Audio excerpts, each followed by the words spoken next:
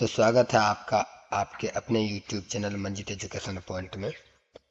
जैसा कि आप लोगों ने पिछले पार्ट में कक्षा 10 के गणित का 8.1 का सवाल नंबर 2 तक बनाया, तो इसमें हम सवाल नंबर 3 को हल करेंगे और देखेंगे कि किस प्रकार से सवाल नंबर 3 को बनाया जाता है।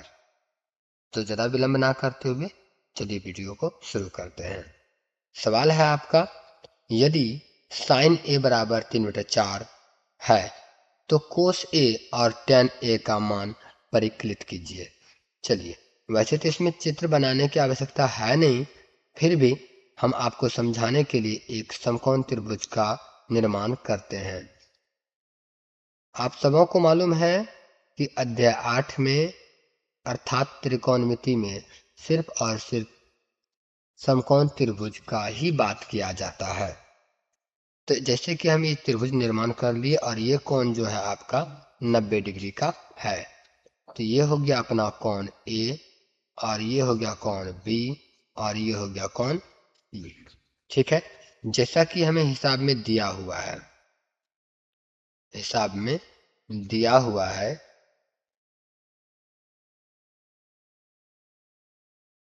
और नो साइन दिया हुआ है ना। चलिए कोई बात नहीं है।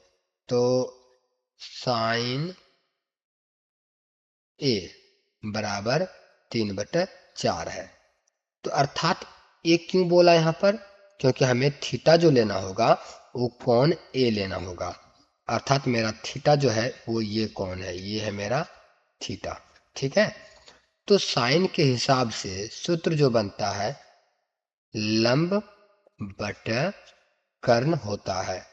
अगर आप पिछले वीडियो में ये सब चीज नहीं देखे हैं तो उसका लिंक डिस्क्रिप्शन में दिया हुआ है, आप सभी वीडियो जा करके देख सकते हैं ताकि आपको त्रिकोणमिति में कोई दिक्कत ना हो। मैंने कोशिश किया है कि आप तक वह वीडियो पहुंचाया जाए ताकि आप लोगों को हिसाब त्रिकोणमिति जिसको भी भारी लगता हो बनाने में, लगता हार्ड है नहीं बनेगा, वो बना सके। तो साइन ए बराबर 3/4 बराबर लंब बटा कर्ण। अर्थात ये हुआ कि जो अपना लंब है वो 3 है और जो कर्ण है वो 4 है। तो ए के हिसाब से आप बताइए लंब कौन सा होगा? तो ए, यदि कोण ए थीटा है तो इसके सामने वाला भुजा लंब होगा, अर्थात BC लंब कहलाएगा। अर्थात ये 3 दिया हुआ है और चूंकि कर्ण बदलता नहीं इसीलिए कर्ण ये रहेगा और ये 4 होगा। ये दोनों दिया हुआ है।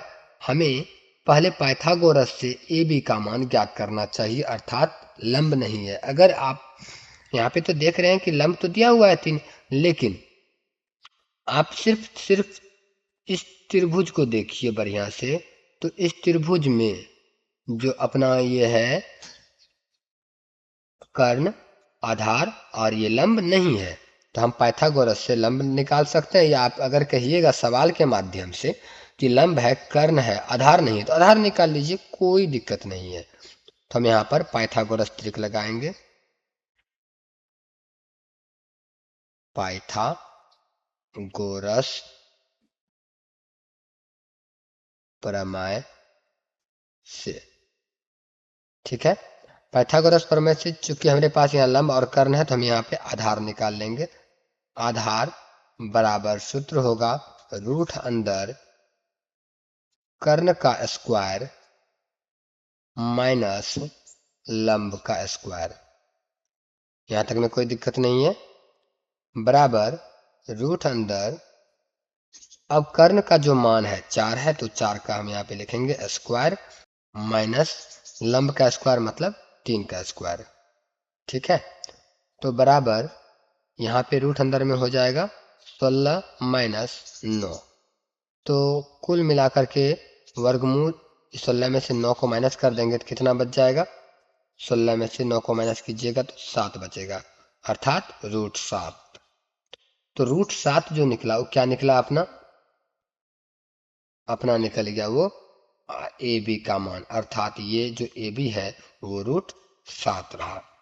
अब हमें जो निकालने बोल रहा है उसका मान प्राप्त करेंगे कोस ए। कोस ए बराबर, तो कोस ए बराबर सूत्र क्या होता है?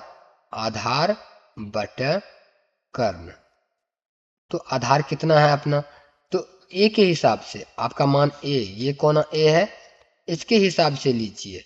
तो लंब तो ये हुआ, तो आधार ये रहेगा √7, मतलब √7 बटा कर्ण कितना है 4।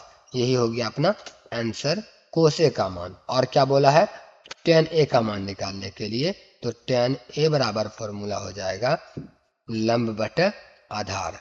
अब ए के हिसाब से आप देखिए कि लंब कौन सा है, आधार कौन सा है। क्योंकि अगर आपको हिसाब समझ में आया होगा तो आप tan ए का मान स्वतः ही बता सकते हैं।